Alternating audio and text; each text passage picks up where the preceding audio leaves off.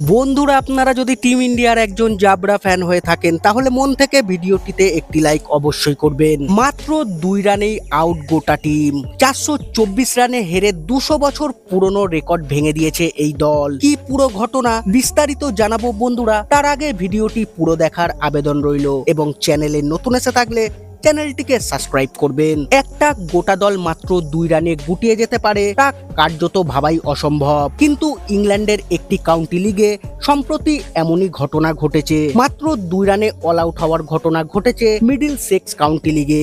Middle sex county লিগের north London CC এবং Richmond সিসির মধ্যে ম্যাচে এমন বিরল ঘটনা ঘটেছে। প্রথমে ব্যাট করে 6 উইকেটে 426 রান করে নর্থ লন্ডন সিসি। রান তাড়া করতে নেমে মাত্র 2 রানেই শেষ হয়ে যায় রিচমন্ড, অর্থাৎ 424 রানে হার হজম করতে হয় তাদের। রিচমন্ডের ইনিংস শেষ হয় মাত্র 34 বলে। দলের 8 জন ব্যাটসম্যান কোনো রান করতে পারেননি, 2 জন ব্যাটসম্যান কেবলমাত্র 1 রান করেন। মোট 5.4 ওভার খেলেছে রিচমন্ড। 200 বছর পুরনো রেকর্ড ভেঙে দিয়েছে রিচমন্ড। এর আগে একদিনের ক্রিকেটে সর্বনিম্ন রান ছিল দা বিস দলের। 1810 সালে ইংল্যান্ডের বিরুদ্ধে লর্ডসে মাত্র 6 রানে আউট হয়েছিল তারা।